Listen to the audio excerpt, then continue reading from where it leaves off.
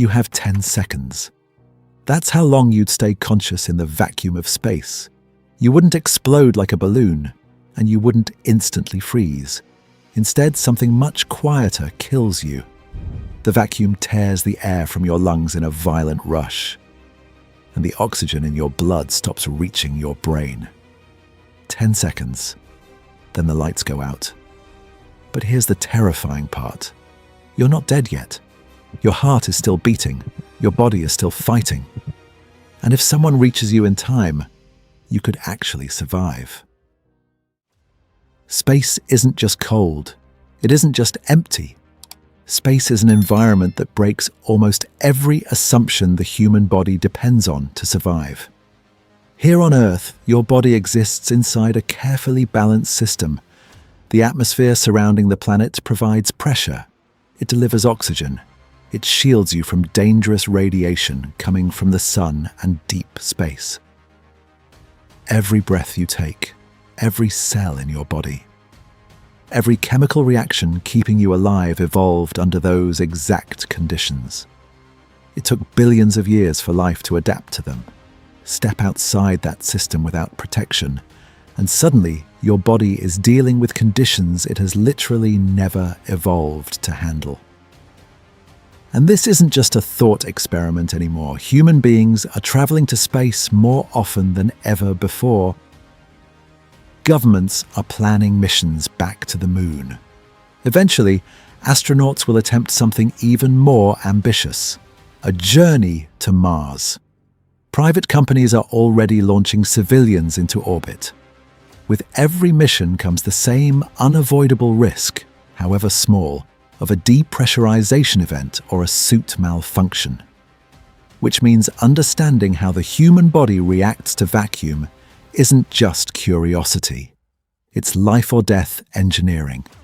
Every life support system ever built, every emergency protocol aboard a spacecraft, every spacesuit worn by astronauts, exists because scientists and engineers had to answer one uncomfortable question.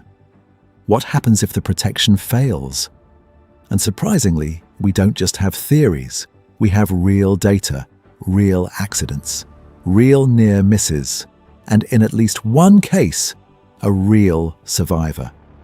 But before we get to that story, we need to begin at the exact moment exposure happens. Because the first thing your body experiences in vacuum is not what most people expect. You don't explode. Your skin doesn't rupture, and you definitely don't instantly freeze. In fact, in the first second or two, you might feel almost nothing unusual, except for one critical problem: your lungs. If you were holding your breath when exposure happened, the pressure difference between the air inside your lungs and the vacuum outside would force them to expand rapidly, like a balloon being stretched beyond its limit. Doctors call the resulting injury pulmonary barotrauma. In simple terms, the lungs tear from the inside.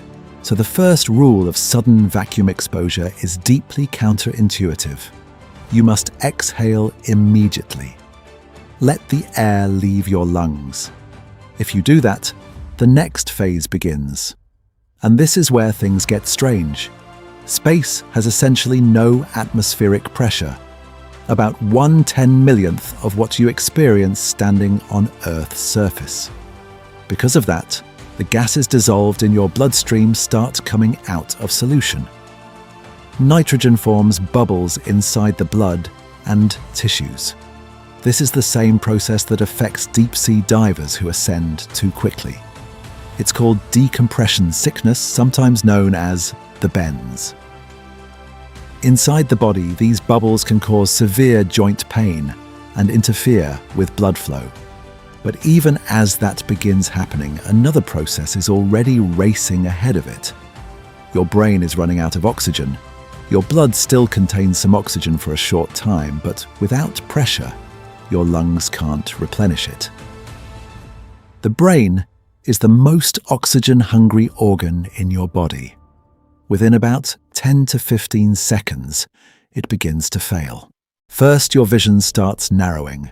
Then you might feel a strange tingling sensation, and then you lose consciousness. Now, here's the part that surprises most people. You are not dead. Not yet. Your heart is still beating. Your blood is still circulating. And under the right circumstances, there is still a small window where rescue is possible. That window, according to scientists, is somewhere between 30 and about 90 seconds. Which brings us to one of the most fascinating real incidents in the history of human spaceflight. In 1966, a technician named Jim LeBlanc was testing a spacesuit inside a vacuum chamber. The chamber was designed to simulate the pressure conditions astronauts experience in space. During the test, something went wrong. A hose connecting his suit to the life support system suddenly disconnected. Within seconds, the chamber pressure began dropping toward vacuum. LeBlanc later described what happened next. About 14 seconds after the failure, he felt something extremely strange. The saliva on his tongue began to boil, not from heat, from lack of pressure. At low enough pressure, water boils at body temperature. Moments later, he lost consciousness. The chamber operators immediately began repressurizing the room. Air rushed back in. Roughly 30 seconds after the incident began, LeBlanc regained consciousness. He survived. Not only that, he suffered no permanent injury. His first memory after waking up was simply the feeling of air filling his suit again. This incident became one of the most important real-world data points scientists have about vacuum exposure. It demonstrated something remarkable. The human body can survive short exposure to near vacuum, but only within a very narrow window. And the reason that window exists is because the body doesn't shut down instantly. Your cardiovascular system keeps working for a short time. Your heart continues pumping. Your tissues continue receiving blood. Your body is still fighting, buying time. But space is also doing something else to you at the same time. Something slower, but just as important. And this is where movies often get the science completely wrong. In films, characters exposed to space instantly freeze solid. But that's not how physics works. On Earth, cold air removes heat from your body through convection, moving air carrying heat away from your skin. In space, there's no air. The only way your body can lose heat is through radiation, which is much slower. In fact, if you were exposed to space while orbiting Earth on the sunlit side, you might actually absorb significant solar energy. Surfaces in direct sunlight in orbit can reach temperatures above 120 degrees Celsius. In shadow, they can fall below -100 degrees. But even in those conditions, your body wouldn't freeze instantly. Freezing simply isn't the immediate threat people imagine. Radiation, however, is a very different story. Beyond Earth's magnetic field, on the Moon, on the way to Mars, or in deep space, astronauts are exposed to powerful sources of radiation. Two major ones dominate: solar particle events, which blast charged particles from the Sun, and galactic cosmic rays, which originate from violent events across the universe. Measurements taken during deep space missions suggest that a round-trip journey to Mars could expose astronauts to around 662 millisieverts of radiation. For comparison, the recommended annual limit for radiation workers on Earth is about 50 millisieverts. Over time, that level of exposure dramatically increases cancer risk. This radiation problem is one of the biggest unsolved challenges of deep space exploration. Spacesuits provide some protection. Spacecraft shielding provides more. But scientists still aren't certain how to fully protect astronauts on multi-year missions. And radiation isn't the only long-term problem. Astronauts aboard the International Space Station are living proof that the human body changes dramatically in microgravity. Bone density drops by roughly 1 to 2% per month. Muscles weaken. The cardiovascular system slowly deconditions. Fluids shift upward in the body, creating what astronauts jokingly call puffy face and bird legs. But one of the most surprising discoveries involves the eyes. Some astronauts develop a condition known as spaceflight-associated neuro-ocular syndrome. Fluid pressure inside the skull changes, pushing on the back of the eyeball and slightly reshaping it. For some astronauts, vision changes persist even after returning to Earth. Scientists are still trying to understand why. One of the most famous experiments studying these effects involved astronaut Scott Kelly.